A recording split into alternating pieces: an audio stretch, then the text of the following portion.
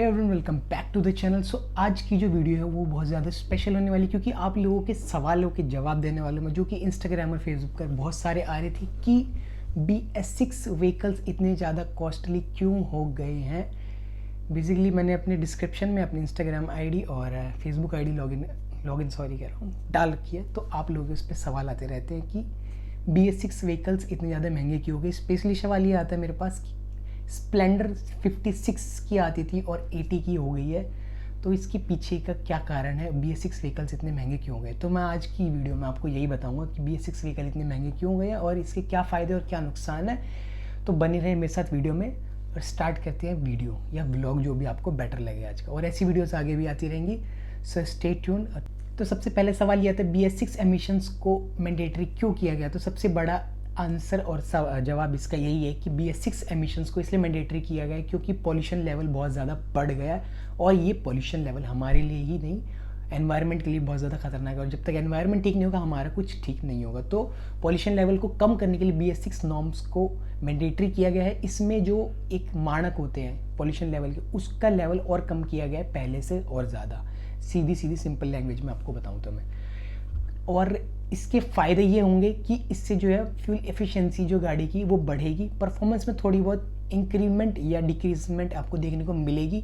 ये बहुत सारी कंपनीज़ पे वेराई करता है, आप जिस कंपनी पे देखोगे उसमें किसी में आपको परफॉर्मेंस बढ़ी हुई मिलेगी, किसी में आपको परफॉर्मेंस डाउन मिलेगी। तो फ्यूल एफिशिएंसी तो बढ़ी है इससे, बट परफॉर्मेंस किसी में अप हुई, किसी में डाउन हुई है BS6 नॉर्म्स के अंदर। ये कंपनीज़ के हिसाब से मैंने जो नोटिस किया है वो मैं आपको बता रहा हूँ। और तीसरी चीज़ आती है कि जो BS6 की वजह से है, टेक्नोलॉजी काफ़ी ज़्यादा इम्प्रूव हो गई है। अब जो है गाड़ियों में जहाँ पे मैकेनिकल पार्ट्स का यूज़ होता था, फॉर एग्जांपल मैं आपको दूँ तो कार्बोरेटर जहाँ पे यूज़ होता है वहाँ पे अब फ्यूल इंजेक्शन को पुट कर दिया गया। पहले से ही फ्यूल इंजेक्शन आ रहा है, बट अब जो मैंडेटरी हो गया BS6 में, तो मैकेनिकल पार्ट्स को हटाकर टेक्नोलॉजिकल पार्ट्स जिनकी कोडिंग वगैरह होती है, कोडिंग पे वर्क करते हैं जो पार्ट्स, उनको ज़्यादा यूज़ किया गया। जैसे मैंने आपको बताया भी, कार्बोरेटर को हटाकर आपका फ्यूल इंजेक्शन लगा दिया गया। तो फ्यूल इंजेक्शन लगाने से ये हो गया है कि आपके इंजन में बहुत सारे सेंसर्स लगा दिए गए। फॉर एग्जांपल दूँ मैं आपको तो थ्रॉटल पोजीशन सेंसर हो गया, कैम्पशाफ्ट सेंसर हो गया, camshaft positioning sensor, crankshaft positioning sensors. तो ये सेंसर्स जो है ये डाटा देते हैं ECU को। अब जो भी आपकी व्हीकल्स आ रहे हैं BS6 उनमें ECU लगा दिया गया है। ECU की फॉर्म होती है इलेक्ट्रॉनिक कंट्रोल यूनिट, जो आपकी पूरी गाड़ी को मॉनिटर करता है। अब आपकी गाड़ी की जो सेंसर्स, जो मैकेनिकल पार्ट्स हटा के सेंसर्स जहाँ पे लगा दिए गए, वो सेंसर्स सारा डाटा ECU को देते हैं, और ECU कमांड देता है फ्यूल इंजेक्शन को कि आपको अब गाड़ी पर ज़्यादा लोड पड़ रहा है, अब आपको इतना फ्यूल स्प्रे करना है या इंजेक्ट करना है। अब गाड़ी नॉर्मल चल रही तो आपको नॉर्मल फ्यूल इंजेक्ट करना है, बट कार्बोरेटर में ऐसा नहीं होता था। कार्बोरेटर में आपने ट्यूनिंग कर दी और उस हिसाब से एक रेगुलर फ्यूल जाता रहता था। प्लस कार्बोरेटर में क्या था, अननेसेसरी फ्यूल बर्न होता था। लेकिन फ्यूल इंजेक्शन में जो जितनी डिमांड होती है इंजन को, उतना ही फ्यूल जाता है, उतना ही फ्यूल बर्न होता है। मे भी हो सकता है थोड़ा बहुत अभी भी वेस्ट होता होगा, बट फ्यूल इंजेक्शन के मुकाबले बहुत ही ज़्यादा कम हो गया ये चीज़, fuel burn, unnecessary fuel burn. अब बात करते हैं कॉस्टली क्यों हो गई है। तो जो पार्ट्स यूज़ किए जा रहे हैं BS6 में, चौथी बात ये कॉस्टली क्यों हो गई। तो BS6 में जो पार्ट्स यूज़ किए जा रहे हैं, फॉर एग्जांपल फ्यूल इंजेक्शन, मैंने आज से 2 या 3 साल पहले यामा FZ में लगवाया था, 3,500 या 4,000 रुपये का सिर्फ फ्यूल इंजेक्शन आता है। कैटालिटिक कन्वर्टर जो आपका यूज़ किया जा रहा है गाड़ियों में, जिससे जो है पॉल्यूशन लेवल कम करने में काफ़ी ज़्यादा हेल्प मिली है। उसमें आपका हनी कॉम्ब स्टाइल के फिल्टर्स लगे होते हैं, जिसकी हेल्प से जो हार्मफुल गैसेज होती है वो H2O में कन्वर्ट हो जाती है, कार्बन डाइऑक्साइड में कन्वर्ट हो जाती है, और वो फिर उतनी हार्मफुल नहीं रहती है।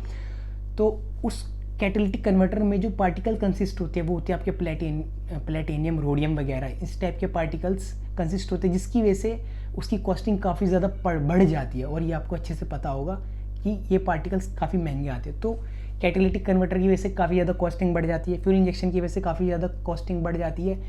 ECU जो कि आपको मैंने बताया भी, इलेक्ट्रॉनिक कंट्रोल यूनिट, उसकी वजह से भी काफ़ी ज़्यादा कॉस्टिंग बढ़ जाती है, क्योंकि अब जो है मैकेनिकल पार्ट्स बहुत ज़्यादा कम ही कर दिए गए हैं गाड़ियों में, सेंसर्स बहुत सारे ऐड कर दिए गए हैं। काफ़ी ज़्यादा सिंपल बनाने की कोशिश की गई है, ज़्यादा तामझाम रखने की कोशिश नहीं की गई है। अगर आगे के लेवल से देखूँ, मैं अभी के लेवल से देखूँगा तो अभी तो बहुत ज़्यादा टफ लगेगा किसी भी बाहर के मैकेनिक को इन सब गाड़ियों को ठीक करने में, जो नॉर्मल सी बात में बताऊँ। आगे जाके धीरे धीरे ये चीज़ें ठीक हो जाएंगी, आसान हो जाएंगी। तो सेंसर्स ऐड कर दिए गए हैं, फ्यूल इंजेक्शन ऐड कर दिया गया है, कैटालिटिक कन्वर्टर काफ़ी ज़्यादा कॉस्टली पड़ता है, फ्यूल इंजेक्शन काफ़ी ज़्यादा कॉस्टली पड़ता है, और काफ़ी सारी जो है वो कंट्रोल यूनिट इलेक्ट्रॉनिकली कर दी गई है। तो इसकी वजह से गाड़ियों की कॉस्टिंग 8 से 10,000 12,000 रुपये तक बढ़ गई है। और ये जो अचानक से बढ़ी है, क्योंकि BS5 ना कि BS6 में एमिशंस आ गया, इसलिए अचानक से इतनी ज़्यादा कॉस्टिंग बढ़ गई है। मे बी BS5 आता तो इतनी कॉस्टिंग शायद नहीं बढ़ती, धीरे धीरे बढ़ती, जैसे अपनी बढ़ती है 1000 2000 3000 करके। तो BS4 के बाद सीधे BS6 आई, इसलिए इतना ज़्यादा जंप देखने को हमें प्राइस में देखने को मिला है।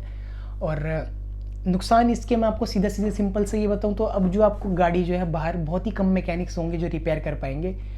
फॉर एग्जांपल आपका फ्यूल इंजेक्शन रेयरली ही रिपेयर होता होगा, कार्बोरेटर कोई भी रिपेयर कर लेता था, कोई भी खोल के साफ़ कर लेता था। और इलेक्ट्रिकल ECU जो आपका वो हर कोई ऑपरेट नहीं कर पाएगा, आपका सर्विस सेंटर वगैरह में ही ऑपरेट हुआ करेगा। मे भी कोई बाहर करता हो, और बहुत सारे मैकेनिक हैं भी बाहर जो करते हैं। देन उसके बाद आता है जो इसका मेंटेन करना, इसको मेंटेन करना काफ़ी ज़्यादा कॉस्टली होगा। ये चीज़ें हैं जो गाड़ियों को कॉस्टली बनाती हैं, BS6 व्हीकल्स को। तो इस वजह से गाड़ियों के रेट बढ़े हैं, बट इससे फ़ायदा ये हुआ है कि गाड़ी की एफिशिएंसी बढ़ गई है। जो मैंने नोटिस किया, एफिशिएंसी तो बढ़ी है, परफॉर्मेंस किसी में मेरे को डिक्रीमेंट देखने को मिला है, किसी की कम भी हुई है और किसी में काफ़ी ज़्यादा अच्छी भी हुई। जैसे एग्जांपल दूँ मैं आपको, पल्सर NS 160 अब वो 17 bhp के अराउंड प्रोड्यूस करती है, 17.2 bhp के अराउंड प्रोड्यूस करती है अब वो फ्यूल इंजेक्शन वेरिएंट में, पावर में। और पहले वो प्रोड्यूस करती थी I think 15.5 something bhp produce करती थी वो। स्क्रीन पे मैं डाल दूँगा अगर मेरे से कुछ गलत निकल गया होगा तो किसी में परफॉर्मेंस डिक्रीजमेंट भी देखने को मिला, इंक्रीमेंट भी देखने को मिला, और फ्यूल एफिशिएंसी डेफिनेटली इंक्रीज हुई है गाड़ी की, फ्यूल अननेसेसरी फ्यूल बर्न कम हुआ है। और यही चीज़ें हैं जो, यही सब चीज़ें मिलके जो है गाड़ी को कॉस्टली कर रही हैं, और कोई रीज़न नहीं है। बाकी ये वीडियो यहीं तक थी। अगर वीडियो अच्छी लगी तो लाइक कर देना, कमेंट कर देना, शेयर कर देना, चैनल सब्सक्राइब कर देना। वीडियो इन्फॉर्मेटिव लगी तो भी ये सब चीज़ें करनी है आपको, और ऐसी वीडियोज़ आगे भी आती रहेंगी। जब तक try to achieve achievements, hit hard, hit often, good.